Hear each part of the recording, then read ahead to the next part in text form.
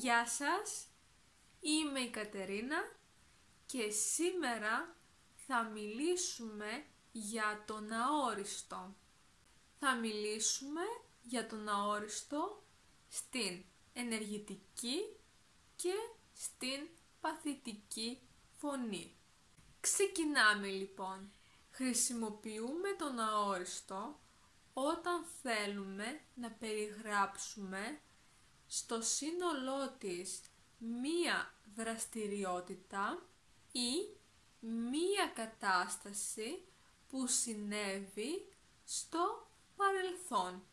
Για παράδειγμα, χθες το βράδυ πήγα στο σινεμά ή δεν είδα ποιος ήταν. Επίσης, το πρωί έφαγα μία μπάρα δημητριακών. Ας τα δούμε πιο αναλυτικά, ξεκινώντας από την ενεργητική φωνή. Για να σχηματίσουμε τον αόριστο, ακολουθούμε 3 κανόνες. Χρησιμοποιούμε το θέμα του αορίστου της ενεργητικής φωνής. Για παράδειγμα, έχουμε το ρήμα αγοράζω στον ενεστώτα και το θέμα αυτού του ρήματος στον αόριστο της ενεργητικής φωνής είναι αγοράς. Μετά έχουμε το ρήμα κρύβω στον ενεστώτα, ενώ το θέμα αυτού του ρήματος στον αόριστο της ενεργητικής φωνής είναι κρύψ. Επίσης έχουμε το ρήμα ρωτάω στον ενεστώτα και θα γίνει ρωτής στον αόριστο της ενεργητικής φωνής. Αφού έχουμε το θέμα του ρήματος στον αόριστο, τώρα βάζουμε την κατάληξη του αορίστου. Δηλαδή, έχουμε το θέμα αγόρας και βάζουμε την κατάληξη α και θα γίνει αγόρασα. Μετά έχουμε το θέμα κρύψ και βάζουμε την κατάληξη α και θα γίνει κρύψα.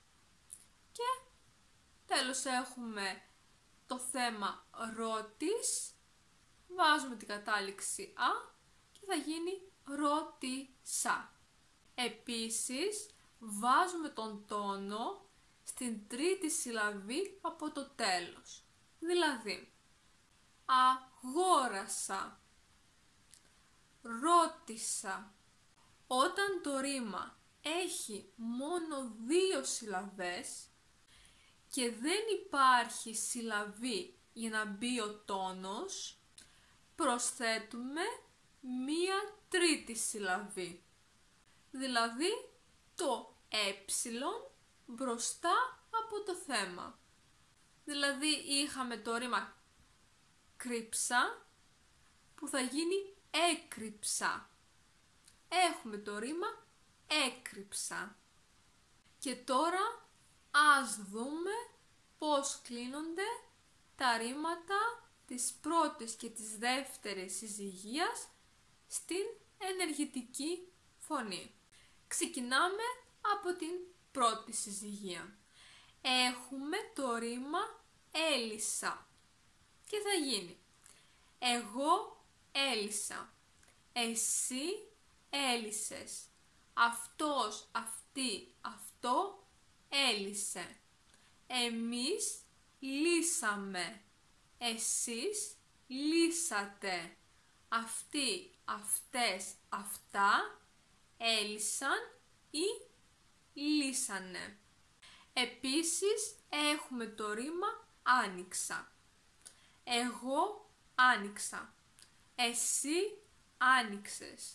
Αυτός, αυτή, αυτό άνοιξε. Εμείς ανοίξαμε. Εσείς ανοίξατε. Αυτοί, αυτές, αυτά άνοιξαν ή ανοίξανε. Και τώρα ας δούμε ένα ρήμα στην δεύτερη συζυγία. έχουμε το ρήμα τραγούδισα.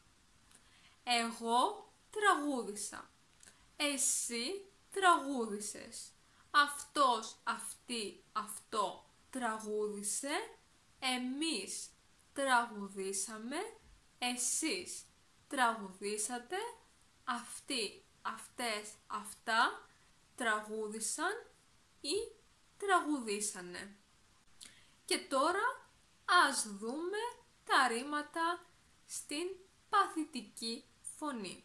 Ο αόριστος της παθητικής φωνής αποτελείται από: πρώτον, το θέμα του αορίστου της παθητικής φωνής.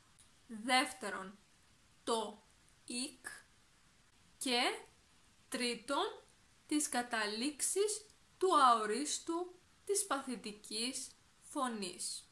Για παράδειγμα, έχουμε τα ρήματα της πρώτης συζυγίας της παθητικής φωνής. Έχουμε το θέμα σηκώθ, το «ικ» και την κατάληξη «α». Και έτσι προκύπτει η λέξη σηκώθηκα. Ακολουθεί η λέξη κοιτάχτ, «ικ», «α», δηλαδή κοιτάχτηκα. Μετά έχουμε τη λέξη κρύφτ, «ικ», «α», δηλαδή κρύφτηκα. Και τέλος έχουμε τη λέξη κουρεύτ, «ικ», «α», δηλαδή κουρεύτηκα. Ας δούμε και μερικά παραδείγματα από τα ρήματα της δεύτερης συζυγίας της παθητικής φωνής. Έχουμε το αγαπήθ, «ικ», «α», δηλαδή αγαπήθηκα. Μετά έχουμε το διαιρέθ, «ικ», «α», δηλαδή διαιρέθηκα. Ακολουθεί το ρήμα γελάστ, «ικ», «α», δηλαδή γελάστηκα. Και τέλος έχουμε το ρήμα πετάχτ, «ικ», «α», δηλαδή πετάχτηκα. Και τώρα ας δούμε πώς κλείνονται τα ρήματα της πρώτης και της δεύτερης συζυγίας στην παθητική φωνή. Θα δούμε ένα ρήμα για την κάθε συζυγία. Ξεκινάμε από την πρώτη συζυγία. Στην πρώτη συζυγία έχουμε το ρήμα σηκώθηκα. Εγώ σηκώθηκα. Εσύ σηκώθηκες. Αυτός, αυτή, αυτό σηκώθηκε. Εμείς σηκωθήκαμε. Εσείς σηκωθήκατε. Αυτοί, αυτές, αυτά σηκώθηκαν ή σηκωθήκανε. Και για την δεύτερη συζυγία έχουμε το ρήμα αγαπήθηκα. Εγώ αγαπήθηκα. Εσύ αγαπήθηκες. Αυτός, αυτή, αυτό αγαπήθηκε. Εμείς αγαπηθήκαμε. Εσείς αγαπηθήκατε.